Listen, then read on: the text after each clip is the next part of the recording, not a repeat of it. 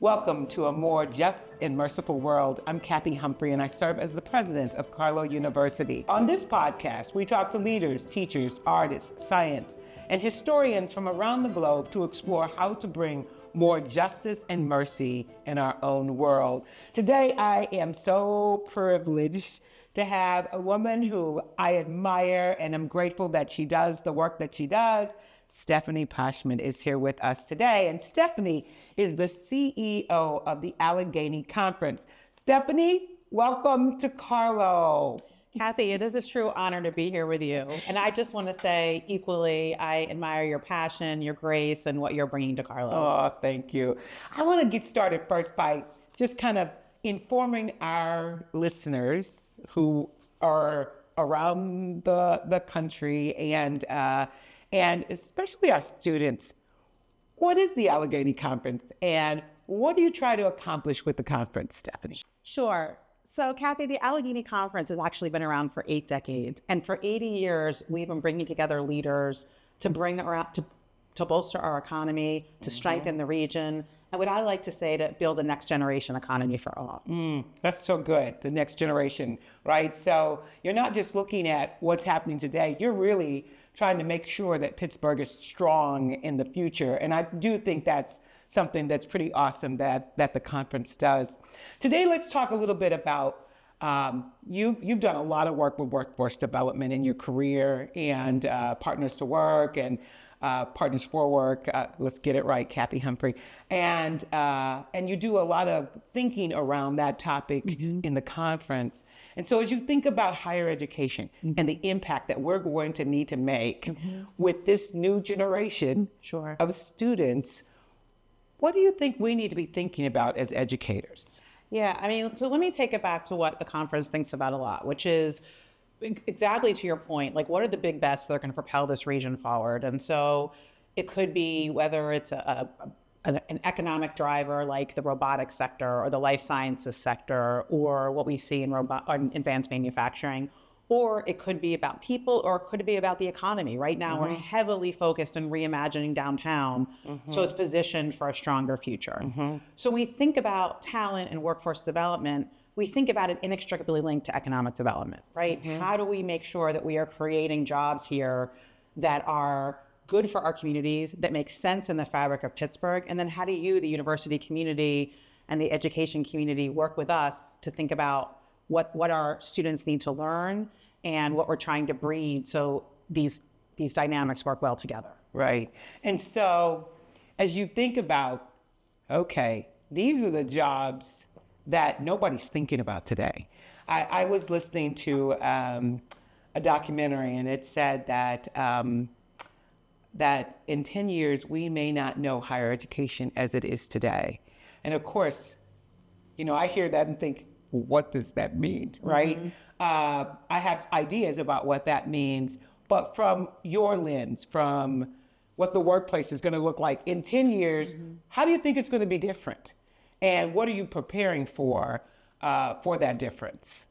Yeah, so the seats at our table are very much the companies in this region that are driving, growth and opportunity, not just in Pittsburgh, but globally. Right. And we also have the benefit of having colleagues of yours, as well as philanthropy and a variety of other nonprofit organizations who come to our tables to help inform us about what they see, what's happening today, what's coming down the line, so we can position the region accordingly. And so from my perspective, one of the beautiful things about Pittsburgh is that a lot of what's happening in technology is being built right here. And so the best way for us to move forward and to align effectively with the education sector is through partnership.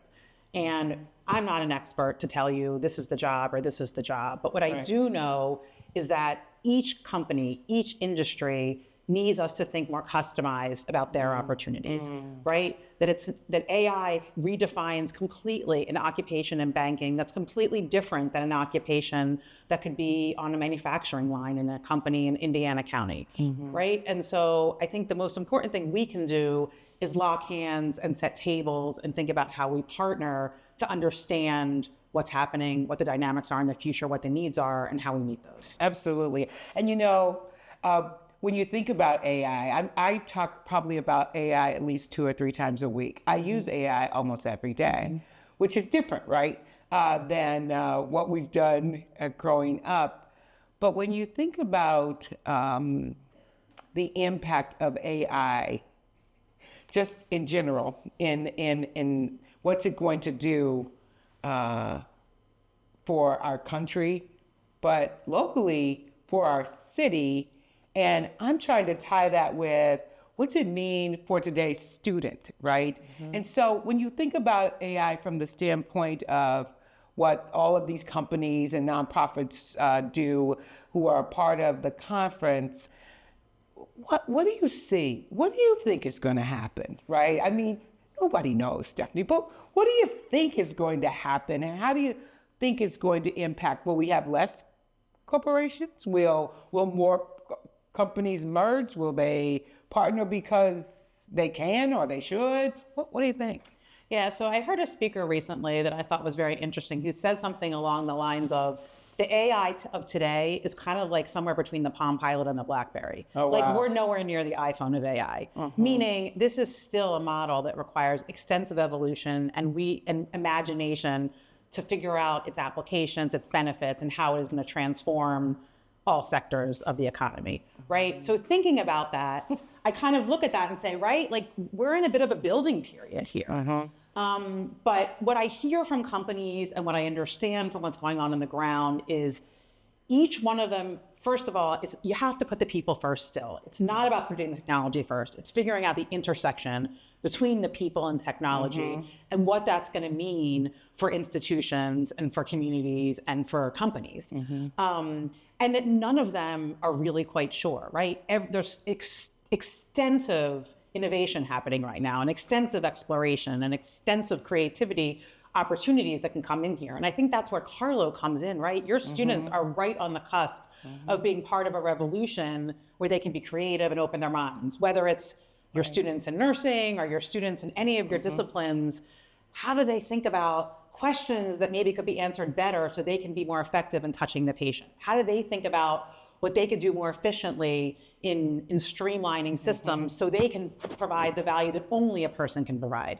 And I think that's where our mindset has to shift. That's good. What is it that only people can do, but technology can do? So it's not about eliminating people, it's using the best know-how of people as it intersects technology. Right, it's taking humans almost to another level. You know, the notion of the education here has to be, and I'm beginning to talk about this a lot, is that we're letting students down if we're just giving them information because they can get that anywhere. Exactly. But how do we, in actuality, bring the level of intellect even higher because we don't have to use our time to gather information? So something that we say here all the time at Carlo is that the Carlo student is different because of just what you're talking about. So we talk about our students walking into the chaos of others, being willing to, be a part of humankind becoming better, right? Or being willing to serve. This whole notion of a more just and merciful world is what we are going after. So we're not going to just give you the skills to be a nurse, right? So you're going to have more than just the mechanics. Sure, you're going to have the skills. You'll be able to take the blood pressure. You'll be able to do the analysis of what potentially you believe are some of the problems that the doctor should know. If you're a nurse or if you're a PA, you'll be able to do all the tactical, but you'll also need to raise it to another level to realize that if you are in human services, if you are a teacher, that you are committing to also walk in the chaos. Because most of the time when we are serving, we are beginning to walk into the chaos of some other person. So Stephanie, think about that from a standpoint of the conversation. When I think about that in the context of what you've talked about with AI, is that we have always tried to move to that next level of compassion, I was just right? going to say that word. Right, and what does it mean? And I think we're going to need more compassion in our evolving world, right? And people to hear and understand. But as you think about that, so that's one thing I think the workforce is going to need in the future, right? I agree with you completely. I was just going to say, I think what you're talking about is exactly the mindset in some ways of an entrepreneur, right? They're coded to solve problems. But what you're talking about is your students understanding people, thinking deeply about their challenges, thinking deeply about what is on their minds, what the real problem is that they are presented with. And then learning to be thoughtful and use critical thinking to apply a set of skills that you're giving them. And that's really the key, I think, to the future, whether it's AI or technology. Leading with compassion, leading with understanding, leading with critical thinking and problem solving. That's the key, I think, to the future. Right, and it takes critical thinking to a whole nother level. Exactly, right? exactly. Because critical thinking in the past had a lot to do with analysis of data, right? And now we're saying, no, we're going to move that to another level. Okay, so critical thinking, compassion. If you think about what you hear folks in the conference talk about that they need from the next workforce as in regards to the students and them coming into their workforce. What are they saying? What do they need? Give our students some little tips that will, not only our students, our alumni, about what is the employer of today looking for that's different from what the employer of yesteryears looked for? Yeah, I think it's the essence of what you're describing, which is we used to think about how we teach people to code, right? Because they had to know how to code. You don't need to learn to code anymore because you can go on the computer and it will code for you, right?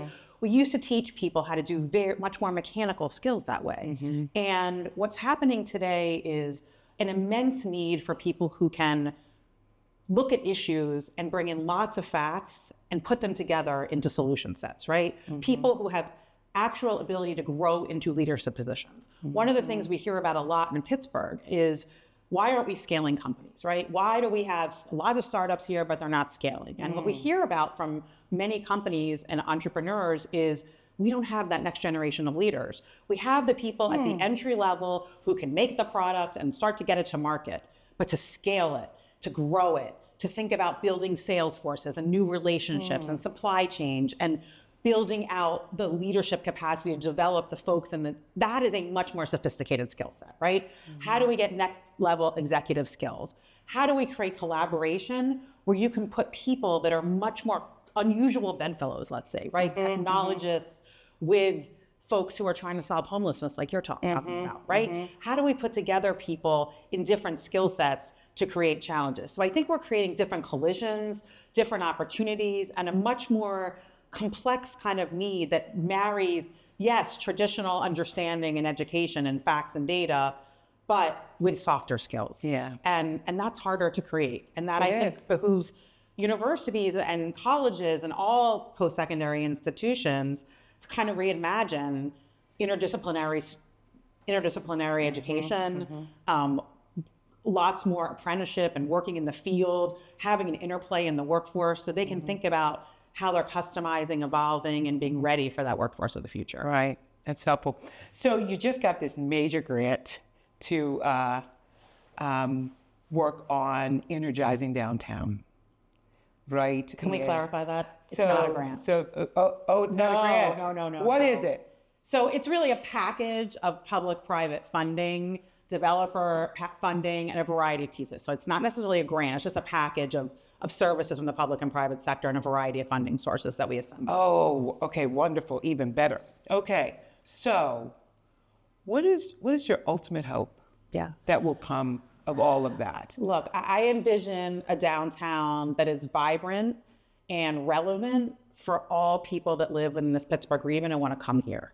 So that means whether it's a family with strollers, and I say to everybody, I will know downtown has arrived and is a vibrant, relevant community when I see diverse families living there.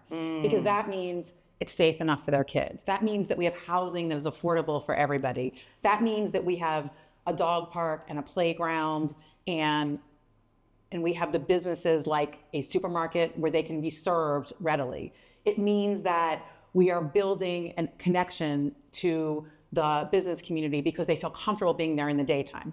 I want to see diverse uses of downtown and I want to make sure that at a simpler level, our real estate is thriving, the green space are connected, and downtown looks wonderful to everybody. So if you could say, okay, Kathy, we need to look like what city?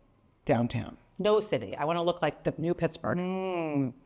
And you see downtown then not as what we would have thought about many years ago with all these huge department stores and, you know, going down at Christmas and seeing all the Christmas displays and in the windows.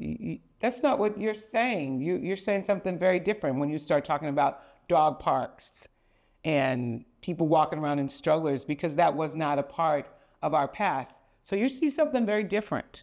Yeah, I mean, the vision of downtown that we try to define with many partners and talking to people and bringing in experts and making sure we listen to the people who work there, who play there, invest there, is number one, our downtown is not a place where people want to live. And it's not a place necessarily where people are excited to come to work. They have to come to work, and there's about a very small group of people living there. So, and the downtown that we have today also has beautiful rivers that are disconnected. It has some green spaces, but they're not fully activated and embraced and relevant.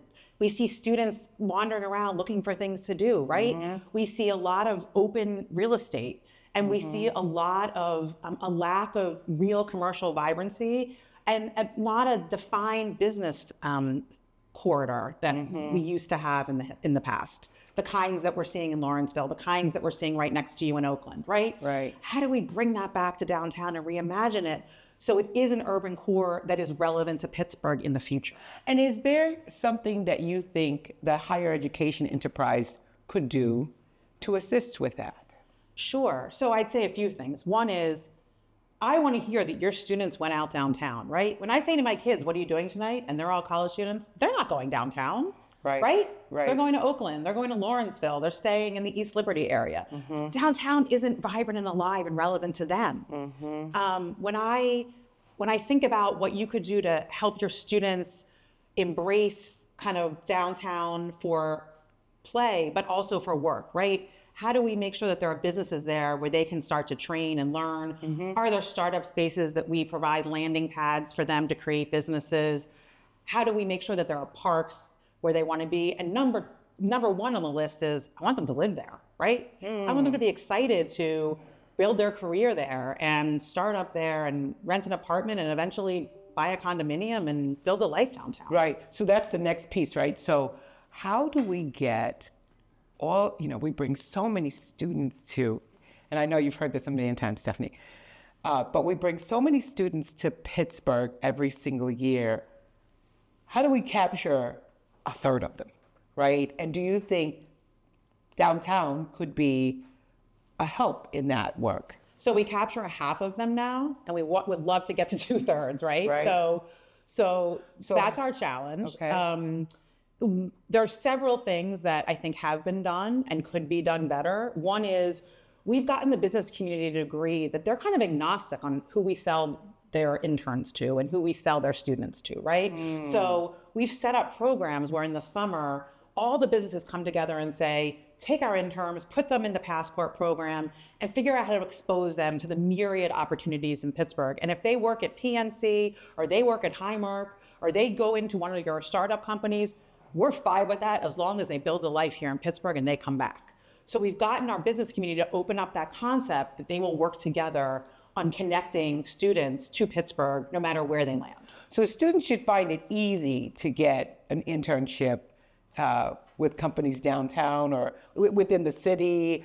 Within the broader region. Or within the region, because employers really want them. Employers want them. To stay, and we want them to be a part of the community. So it's great to hear that programs like Passport is really encouraging students to stay in Pittsburgh or to consider a Pittsburgh as they think about where they're going to go. I'm constantly encouraging students to consider staying here in Pittsburgh, in a place where they already have a community, a Carlo community. Yeah. Right? One of the things to think about, Kathy, is the fact that we still suffer from kind of a flat population trend, right? We really aren't growing, and we still haven't emerged, even post-deal decline, to a place where our population across the 10 counties is growing readily. So what that means effectively, and why it matters to your students, is that every person here matters. Every person who comes here to learn can find a meaningful place in our employment base and can build a life here. And we have a lot of immense potential for growth. We have space, right? We have companies that are positioned for job growth. And so what I spend my time thinking about is, how do I fuel job growth so there's more opportunity for your students? And what I'm hoping your students think about, and the education sector thinks about, is how do we make sure those students want to position themselves here and stay here, because it matters. Every person here matters, and we want them all to be employable, and we want them to thrive here. Right. And so, we try to do a lot of things here to encourage the students to see the campus, see the city as a part of their campus, right? So we've got the bus passes so that they can really try to integrate. We try to take them to some of the sporting events, and we let them go to the museums for free. It's not free, but they think it is, right? So we're trying to do our part with integrating them into the greater whole today, because if we know that if we can help them understand how wonderful this community is, and I really believe that Pittsburgh is an absolutely wonderful community, right? We've got our problems, no doubt, right? But the reality, every city does. That's right, every city does. But the reality is that we have so much to offer. Everyone, it's a great place to raise their children. It's a great place to be a part of so many different kinds of different entities that you can grow and develop as a person and a professional at the same time. So hopefully the work that we do together is going to make our students find Pittsburgh more attractive. Can I put it back to you? Sure. What could the business community do better for Carlo? What could an organization like mine, that really sits on a perch, seeing broader opportunity, working in economic development, and really trying to think about whether it's policy change at the state level, whether it's policy change at the federal level, whether it's thinking about how our corporations are positioned, what is it that you could do to help fuel Carlo's opportunity and find places for your students? Right. So, a few years ago, I learned about some cities who were incentivizing young people to stay. And I thought, that's a great idea. But could that happen? Is there a way we could incentivize, we could come together and partner not only with companies and nonprofits, but to say, how do we incentivize them to stay? And not just financially. This city was incentivizing people financially, but what are the other incentives that we really could give you? So for example, could we decrease the amount of transfer taxes that you have to pay if you purchase a home? Could we, these are just normal things, right? Could we, be a part of, if you live here, we will work with renters to, not ask you for your first and last month rent, but just your first month. How can we make it easier with it? Can I say, if you make a commitment to stay in Pittsburgh, then I will try to find donors who will help me pay your tuition for your advanced degree, right? So I think there's tons of ways we can think about how do we capture them. But I think the most powerful thing we can do is to do some of the things we're doing, and that is to make sure they have one heck of an experience in Pittsburgh, not just at Carlo, but in Pittsburgh while they're here. So from day one, I'm trying to help you really see who our city is, engage in our city. I might not ever make you a Steeler fan, right? Because they come from other places. But at Carlo, most of our students, our traditional undergraduate students, are from this region, right? So a Steeler fan's not so out of the question for us. But our graduate students are coming from everywhere. And our graduate students here are going to go into professions that we need. Mm-hmm. We need more PAs, and not only that, our programs, because of who our students are, 22% of our students are students of color even in our graduate program. And we need to diversify our professions here like no place other. And so to be able to capture those graduate students in a way of, we want you to do more than just get your degree. We really want you to become a part of this community. We're not doing a good job of that with that population. I think we're doing a great job with that, with the undergraduate populations in many ways. But think about this. The graduate students, the people in our speech pathology language, our physician assistant, our physical therapy programs, they're not looking for internships. They're going to work. We're either going to capture them or we're not. And so I think as a city, we could do a much better job of saying, how are we going to integrate them? How are we going to get some of those students who are in those professions to serve on some of our boards? Mm-hmm. But that'd be a great way for them, to network, because networking is, as you and I know, because of our relationship, networking is king, mm-hmm. right? So how do we get them positioned so that they can network, so that they feel comfortable, so that they can find out, hey, XYZ, your job is over there. That's a missing piece. Yeah. I would say at a simple level, what's going to get these students to stay is the job, right? And finding the job. I think you're raising a really important point.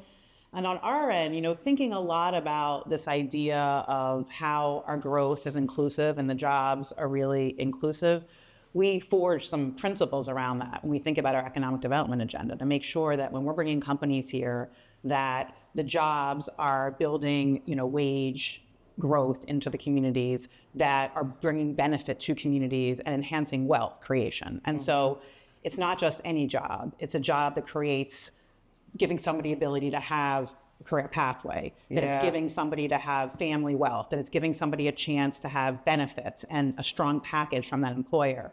So we're very mindful of making sure that we're also building a bench of opportunity so your students find a place where they can build meaningful careers in Pittsburgh. Right. So Stephanie, you are the epitome of a successful woman in this city. And as you think about what you've had to do to get where you are today, what did you have to do? And what do you recommend others to do to follow whatever path they want to follow, right? Maybe somebody doesn't want to be a CEO, but in your life, you've been able to move your career in the direction that you wanted to move it in.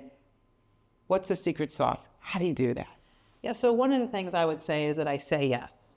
When people invite me to a party, when people ask me to take on a responsibility in my community, in my synagogue, volunteering, when people ask me, to look at a job opportunity, I say yes. And when you say yes, doors open and you don't know what's going to be on the other side. So good.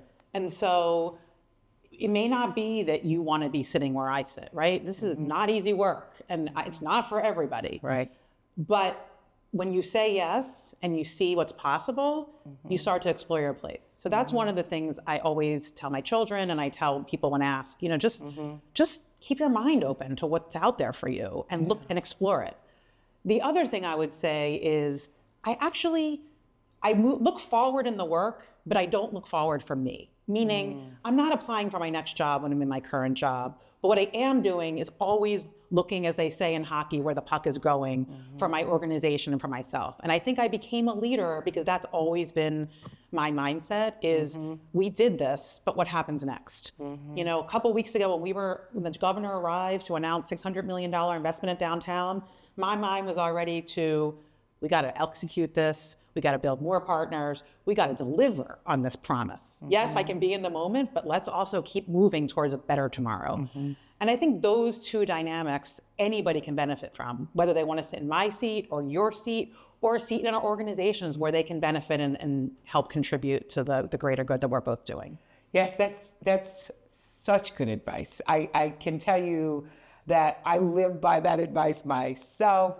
And in an environment where a lot of people are trying to create work-life balance, which I respect, that saying yes is not always easy. And saying yes, there's a sacrifice. Well, I was going to say, now I have to learn to say no.